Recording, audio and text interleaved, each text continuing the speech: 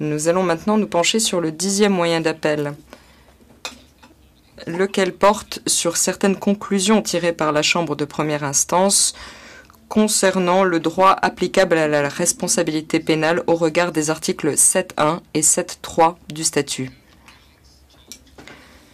L'appelant reproche à la Chambre de première instance d'avoir conclu que toutes les formes de responsabilité pénale peuvent être établies au moyen de preuves directes ou indirectes. À cet égard, la Chambre d'appel observe qu'il est de jurisprudence constante que les faits peuvent être prouvés au moyen de preuves tant directes qu'indirectes. L'appelant soutient que les personnes accusées sur la base de l'article 7.1 ne sauraient être tenues responsables d'actes commis par omission coupable et que la Chambre de première instance a donc commis une erreur de droit sur ce point. À cet égard, la Chambre d'appel confirme que toute omission, lorsqu'elle constitue un manquement à l'obligation d'agir prévue par la loi, peut engager la responsabilité pénale individuelle en application de l'article 7.1 du statut. En l'espèce, la Chambre de première instance n'a pas déclaré Stanislav Galić coupable pour avoir ordonné les crimes du fait de son absence de réaction ou par omission coupable. Autrement dit, elle n'a pas déduit des preuves produites que Stanislav Galić avait omis d'agir et que cette omission constituait un ordre. Lorsque la Chambre de première instance mentionne l'absence de réaction de sa part, c'est au titre de preuves indirectes permettant d'établir la forme de responsabilité découlant du fait d'ordonner. Aussi, la Chambre d'appel conclut-elle que la forme de responsabilité découlant du fait d'ordonner, au même titre que toutes les autres formes de responsabilité pénale, peut être établie au moyen de preuves directes ou indirectes en tenant compte des preuves relatives aux actes ou aux omissions de l'accusé. La question de savoir si la Chambre de première instance aurait pu déduire des preuves présentées au procès que Stanislav Galić avait ordonné les crimes reprochés est une question de fait qui sera examinée dans le cadre du 18e moyen d'appel. S'agissant de l'argument de l'appelant, selon lequel la Chambre de première instance n'a pas appliqué le critère qui convient pour déterminer s'il avait des raisons de savoir au sens de l'article 7.3 du statut, la Chambre d'appel note qu'il ressort de la jurisprudence du tribunal international que le simple fait de démontrer qu'un supérieur hiérarchique disposait d'informations de nature à le mettre en garde contre les agissements de ses subordonnés suffit à établir qu'il avait des raisons de savoir. Contrairement à ce qu'affirme l'appelant, il n'est pas nécessaire que ces informations se présentent sous la forme de rapports précis soumis conformément à un système de surveillance, ni qu'elles fournissent des renseignements précis au sujet des actes illicites qui ont été commis ou sont sur le point de l'être. En ce qui concerne le grief formulé par l'appelant concernant l'application simultanée des articles 7.1 et 7.3 du statut, la Chambre d'appel estime que, contrairement à ce qu'affirme ce dernier, la Chambre de première instance n'a pas dit qu'il était possible de déclarer un accusé coupable sur la base à la fois de l'article 7.1 et de l'article 7.3, mais que, dans les cas où les conditions requises par l'un et par l'autre sont remplies, la Chambre de première instance peut choisir sur quelle base elle tiendra l'accusé responsable. Comme l'a fait observer la Chambre d'appel dans l'arrêt Blaškić, il convient alors de prononcer une déclaration de culpabilité sur la seule base de l'article 7.1 et de retenir la place de l'accusé dans la hiérarchie comme une circonstance aggravante. Partant, la Chambre de première instance n'a commis aucune erreur sur ce point. Le 10e moyen d'appel soulevé par Stanislav Galić est rejeté. Dans son 12e moyen d'appel, l'appelant avance que la Chambre de première instance ne s'est pas penchée sur la question des dommages collatéraux. À cet égard, la Chambre d'appel note que l'appelant ne renvoie à aucune conclusion précise dans le jugement à l'appui de son argument et n'a donc pas satisfait à l'obligation qui lui était faite d'exposer clairement son moyen d'appel. En conséquence, plutôt que de passer en revue tous les épisodes recensés dans le jugement, la Chambre d'appel s'est demandé si la Chambre de première instance avait apprécié, comme elle devait le faire, la légalité des attaques et les preuves s'y rapportant. La Chambre d'appel se déclare convaincue que la Chambre de première instance a correctement énoncé le droit applicable. De plus, pour les motifs exposés dans l'arrêt, la Chambre d'appel estime que la méthode utilisée par la Chambre de première instance pour apprécier la légalité des attaques, s'agissant des épisodes recensés ou non dans le jugement, est conforme au droit applicable tel qu'il a été énoncé. Le 12e moyen d'appel soulevé par Stanislav Galić est rejeté. Nous allons brièvement examiner à présent le 14e moyen d'appel, dans lequel Stanislav Galić reproche à la Chambre de première instance d'avoir commis une erreur en ne définissant pas certains termes ou en donnant une définition erronée. Pour les motifs exposés dans l'arrêt, la Chambre d'appel est d'avis que l'appelant n'explique pas en quoi il était nécessaire de définir expressément les termes en question, ni en quoi la Chambre de première instance aurait commis une erreur en s'abstenant de le faire. Qui plus est, l'appelant ne précise aucunement en quoi les erreurs alléguées auraient influé sur le jugement. Le 14e moyen d'appel soulevé par Stanislav Galić est rejeté.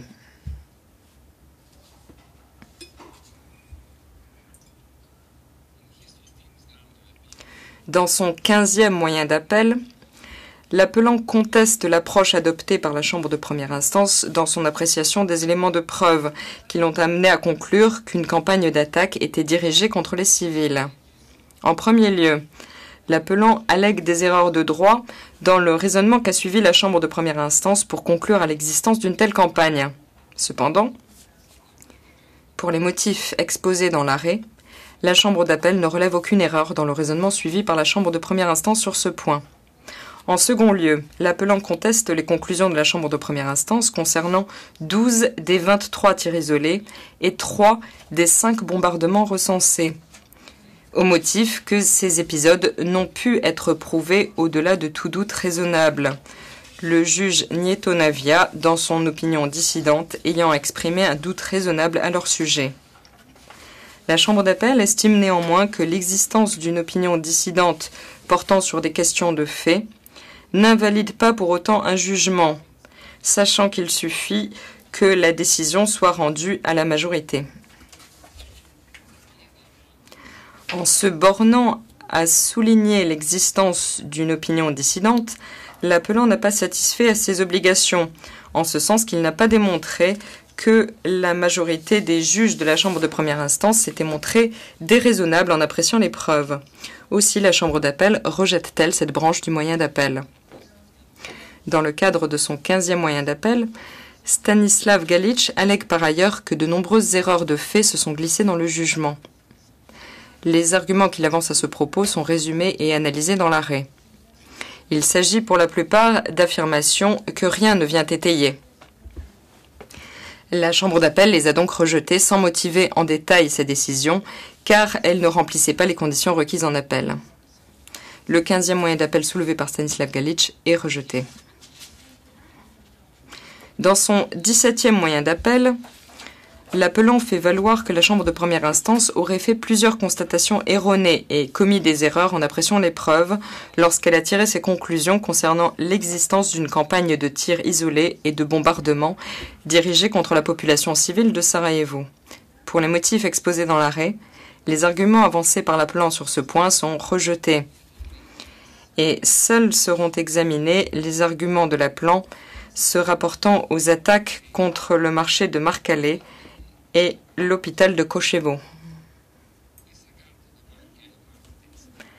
S'agissant de l'épisode du marché de Marcalé, la Chambre d'appel souligne la complexité des témoignages entendus à ce sujet par la Chambre de première instance, compte tenu des éléments techniques mis en avant, des conclusions divergentes auxquelles sont parvenus les experts et des incertitudes concernant l'exactitude de ces conclusions. Pour les motifs exposés dans l'arrêt, la Chambre d'appel estime que les constatations de la Chambre de première instance relatives à l'azimut de l'origine du tir, à l'angle de chute de l'obus et à la profondeur du cratère sont celles qu'un juge du fait aurait pu raisonnablement faire. Bien que la Chambre d'appel estime que la Chambre de première instance se soit trompée en constatant que l'obus visait délibérément le marché de Marcalé, elle considère qu'en tout état de cause, ce bombardement visait délibérément des civils. La Chambre d'appel n'infirme donc pas la déclaration de culpabilité prononcée à l'encontre de Stanislav Galić concernant cet épisode. Nous en venons maintenant à l'argument de l'appelant selon lequel les forces du SRK n'ont pas commis d'actes illicites en tirant sur l'hôpital de Kochevo, puisque celui-ci servait de base militaire aux forces de la BIH. Après avoir déterminé quelles sont les exceptions faites à l'interdiction d'attaquer les hôpitaux dans la 4e Convention de Genève et ses protocoles additionnels, et s'être penché sur les conclusions de la Chambre de première instance sur ce point, la Chambre d'appel estime que la Chambre de première instance a eu tort de ne pas conclure qu'un certain nombre d'attaques menées par le SRK visaient un objectif militaire légitime. Toutefois, il ressort également des preuves présentées que d'autres attaques du SRK, en raison du moment où elles se sont produites ou du type d'armement utilisé, ne sauraient être considérées comme des attaques visant un objectif militaire légitime. Partant, en appliquant le critère juridique qui convient, la Chambre d'appel estime que seules certaines attaques menées par le SRK contre l'hôpital constituent des exemples de la campagne d'attaque visant des civils. D'autres, en revanche, visaient un objectif militaire légitime. La Chambre de première instance ne s'est donc trompée qu'en partie, et la conclusion qu'elle a tirée sur ce point est réformée en conséquence. Le 17e moyen d'appel soulevé par Stanislav Galić est rejeté.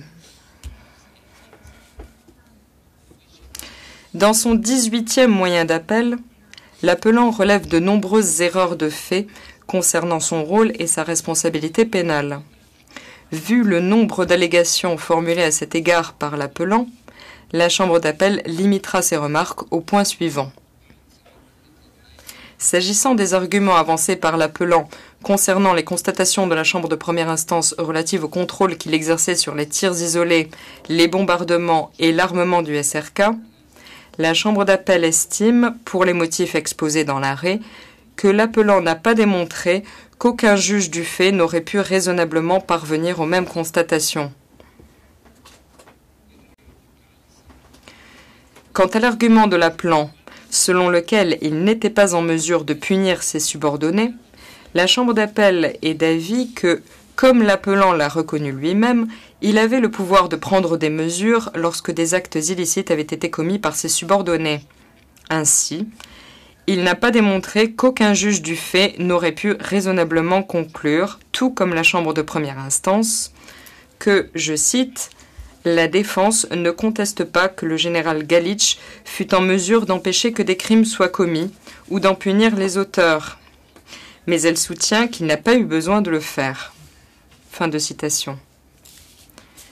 S'agissant de l'argument de l'appelant selon lequel il n'avait pas connaissance des tirs isolés et des bombardements illicites dont les civils étaient victimes dans la ville de Sarajevo et ses environs, la Chambre d'appel estime, pour les motifs exposés dans l'arrêt, que l'appelant n'a pas démontré qu'aucun juge du fait n'aurait pu raisonnablement parvenir aux mêmes constatations que la Chambre de première instance.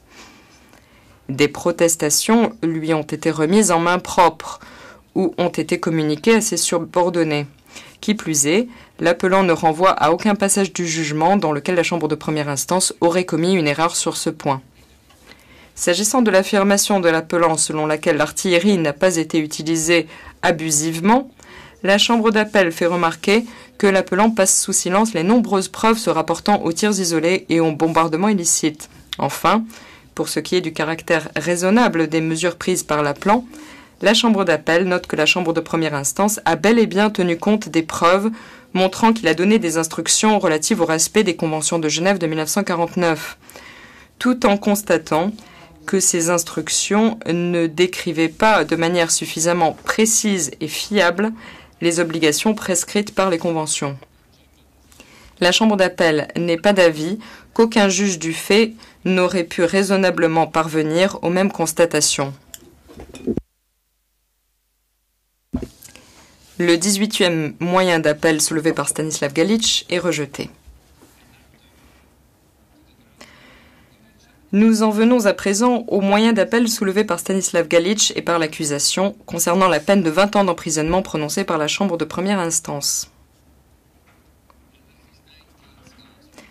Dans son 19e moyen d'appel, Stanislav Galić fait valoir que la Chambre de première instance a mal appliqué le droit en fixant la peine et affirme qu'une peine plus douce s'imposait.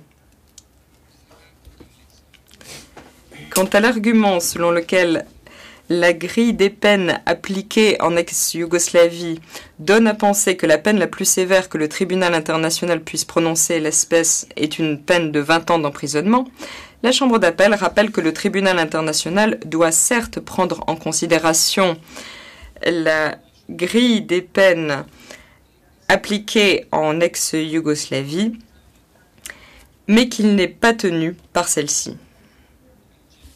La Chambre d'appel estime par ailleurs que, contrairement à ce que prétend Stanislav Galić, la Chambre de première instance a dûment examiné les dispositions applicables du Code pénal de la RSFY et conclut à bon droit que les crimes reprochés en l'espèce étaient passibles de la peine maximale en ex-Yougoslavie. S'agissant de l'argument de Stanislav Galić, selon lequel la Chambre de première instance a tenu compte de ses fonctions de commandant de corps de la VRS pour déterminer sa responsabilité dans les crimes reprochés et en tant que circonstance aggravante pour fixer la peine, la Chambre d'appel estime que, même si la forme de responsabilité découlant du fait d'ordonner suppose nécessairement que la personne qui donne l'ordre en question jouisse d'une autorité, le degré d'autorité exercée peut également entrer en ligne de compte dans la fixation de la peine, puisqu'il n'est pas nécessaire, pour tenir un accusé responsable pour le fait d'ordonner, que celui-ci occupe un rang élevé dans la hiérarchie et exerce par là même une autorité importante. La Chambre de première instance n'a pas retenu comme une circonstance aggravante le fait que Stanislav Galić avait le pouvoir de donner des ordres. Elle a cependant tenu compte d'autres éléments liés à l'autorité qu'il exerçait en tant que commandant et conclut qu'il avait, à maintes reprises, manqué à l'obligation qui découlait de ses très hautes fonctions, ce qui constituait un abus de pouvoir de sa part. Cette branche du moyen d'appel est donc rejetée. Quant à l'argument de Stanislav Galić selon lequel la Chambre de première instance aurait dû retenir comme une circonstance atténuante le fait qu'il s'était vu confier le commandement des unités du SRK qui était alors totalement désorganisé, la Chambre d'appel considère que Stanislav Galić, en sa qualité de chef militaire, avait l'autorité et la capacité requises pour ordonner que les opérations de combat soient menées en toute légalité. Il avait également le devoir d'assurer le bon fonctionnement de la chaîne de commandement. La Chambre de première instance n'avait donc pas à prendre cet argument en considération. En ce qui concerne la question connexe de la dissolution des unités paramilitaires, la Chambre d'appel observe que la Chambre de première instance a mentionné les arguments avancés à cet égard par Stanislav Galić et a donc tenu compte de ce facteur. Toutefois, elle avait toute latitude pour ne pas le retenir comme une circonstance atténuante, et l'appelant n'a pas démontré qu'elle avait de ce fait outrepassé ses pouvoirs.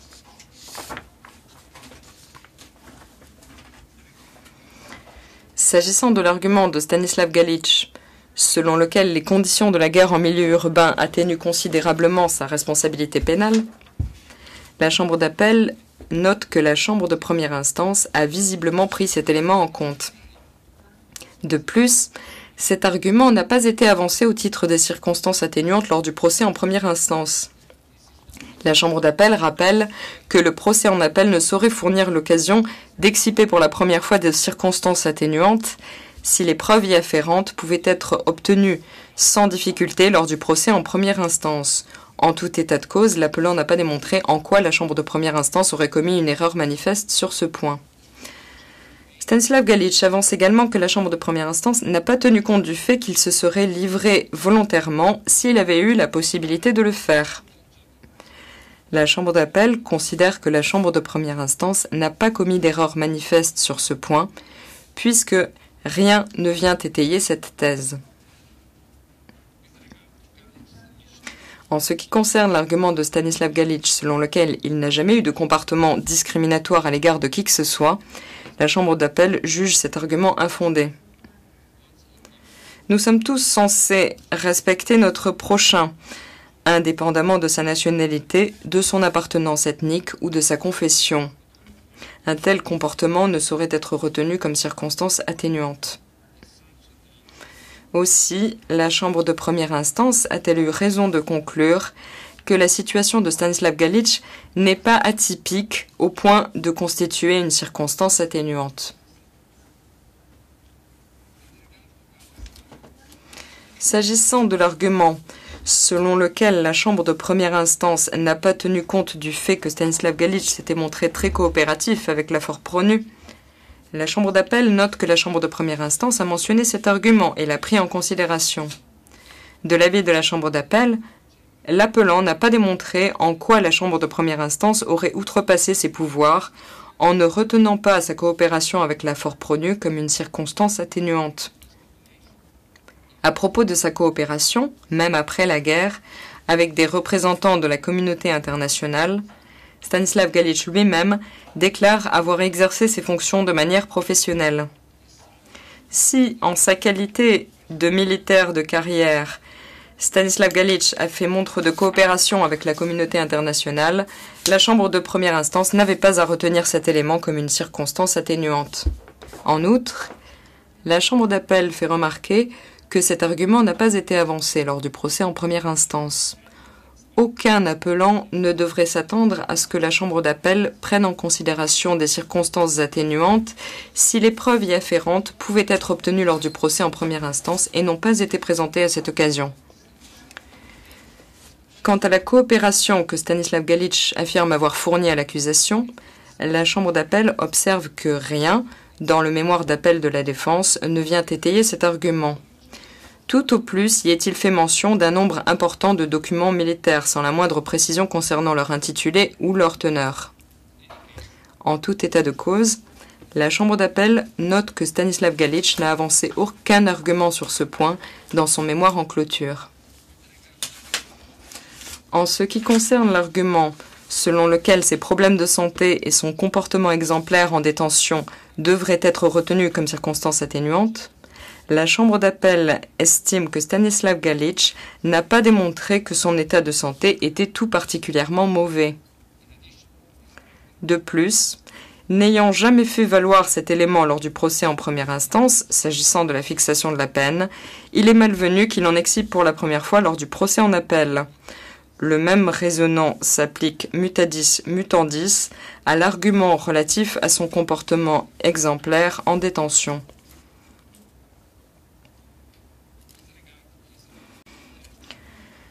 Stanislav Galić avance par ailleurs que si la Chambre d'appel venait à le déclarer coupable sur la seule base de l'article 7.3 du statut, sa responsabilité s'en trouverait considérablement atténuée et que, partant, la peine devrait être révisée en conséquence. La Chambre d'appel ne juge pas nécessaire d'analyser cet argument puisqu'elle a retenu la forme de responsabilité découlant de l'article 7.1. Le 19e moyen d'appel soulevé par Stanislav Galić concernant la peine est rejeté. Nous en arrivons maintenant à l'unique moyen d'appel soulevé par l'accusation. Avant de se pencher sur les principaux griefs de l'accusation, qui soutient que la peine infligée est manifestement inappropriée, que la Chambre de première instance a commis une erreur manifeste en ce sens que la peine ne rend pas pleinement compte de la gravité des crimes et de la place élevée de Stanislav Galić dans la hiérarchie, la Chambre d'appel s'est d'abord intéressée aux autres arguments soulevés par l'accusation, à savoir que, premièrement, l'affaire concernant Stanislav Galić relève de la catégorie des affaires les plus graves, et, deuxièmement, la comparaison avec la pratique suivie dans les juridictions internes révèle que les crimes commis en l'espèce sont universellement qualifiés de crimes particulièrement graves. S'agissant du premier argument, la Chambre d'appel réaffirme que les affaires ne sauraient être classées systématiquement en fonction de catégories. Les chambres de première instance ont l'obligation impérieuse de personnaliser la peine pour tenir compte de la situation de l'accusé et de la gravité du crime. Comme l'a indiqué la Chambre de première instance, l'élément principal à prendre en compte dans la sentence est la gravité de l'infraction. Quant à la référence faite par l'accusation à la pratique suivie dans les juridictions internes, la Chambre d'appel rappelle que si les grilles de peine appliquées dans les juridictions autres que celles de l'ex-Yougoslavie peuvent fournir quelques indications, il convient de ne pas leur accorder un poids excessif, étant donné que les chambres de première instance ne sont pas liées par les peines d'emprisonnement maximales prévues dans les systèmes de droit interne. Encore une fois, la gravité du crime doit être appréciée en fonction des circonstances propres à l'espèce, ainsi que du mode et du degré de participation de l'accusé à ce crime. Les arguments avancés par l'accusation sur ce point sont rejetés. À l'appui de son argument selon lequel la peine prononcée par la Chambre de première instance était déraisonnable, l'accusation renvoie à l'appréciation faite par celle-ci de la gravité du crime, des circonstances aggravantes et de l'absence de circonstances atténuantes. L'accusation ne conteste pas les constatations de la Chambre de première instance, mais cherche plutôt à démontrer que, compte tenu des faits, la peine infligée par celle-ci était manifestement inappropriée.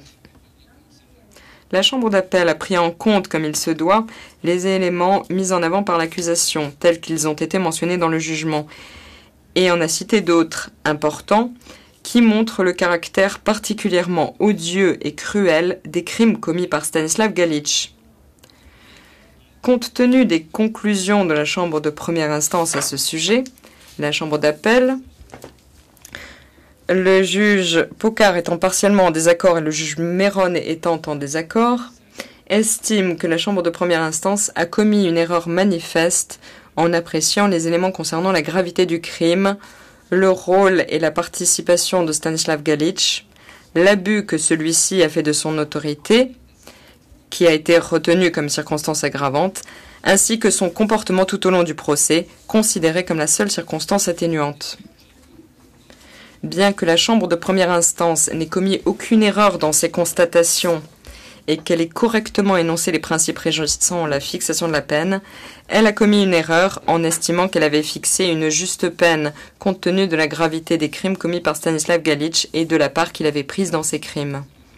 Partant, la Chambre d'appel conclut que la peine infligée par la Chambre de première instance à Stanislav Galić n'entre pas dans la fourchette des peines qu'elle aurait pu infliger vu les circonstances de l'espèce. La Chambre d'appel estime que la peine prononcée contre Stanislav Galić de 20 ans d'emprisonnement seulement était à ce point déraisonnable et tout simplement injuste, en ce sens qu'elle ne rendait pas pleinement compte de la gravité des agissements de celui-ci, que la Chambre d'appel peut en conclure que la Chambre de première instance n'a pas exercé son pouvoir discrétionnaire à bon escient.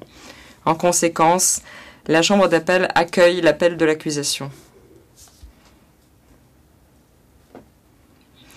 Je vais à présent donner lecture du dispositif de l'arrêt. Monsieur Galić, veuillez vous lever.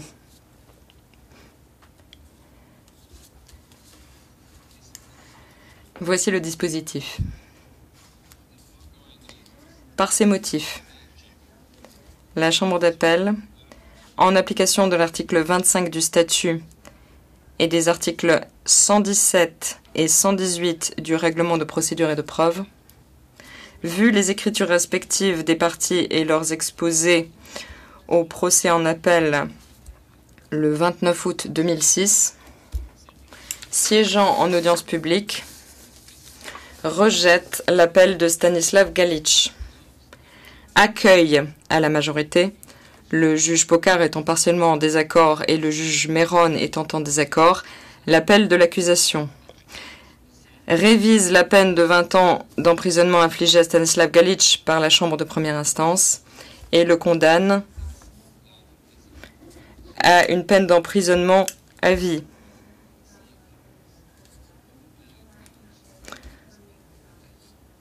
Le temps passé en détention préventive étant à déduire de la durée totale de la peine, comme le prévoit l'article 101C du règlement. Ordonne, en application des articles 103C et 107 du règlement, que Stanislav Galić reste sous la garde du tribunal international jusqu'à ce que soient arrêtées les dispositions nécessaires pour son transfert vers l'État dans lequel il purgera sa peine. Le juge Fausto Pocard joint une opinion partiellement dissidente. Le juge Mohamed Shahaboudine joint une opinion individuelle. Le juge Théodore Meron joint une opinion individuelle et partiellement dissidente. Le juge Wolfgang Schomburg joint une opinion individuelle et partiellement dissidente. Monsieur Galitch, vous pouvez vous asseoir.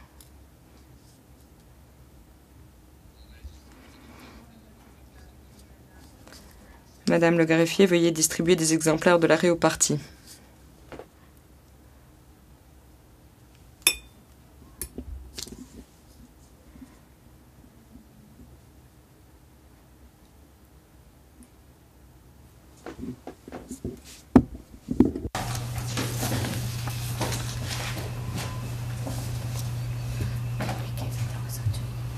Sorry? 75 for the bench as well. Okay, as you wish. Okay, as you wish.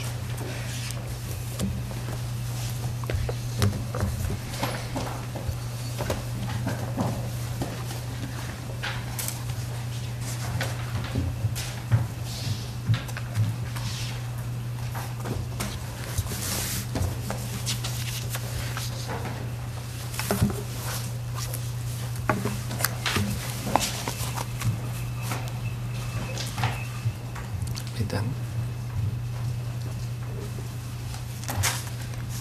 Thank you. Je vous remercie. L'audience est levée. All rise, veuillez vous lever.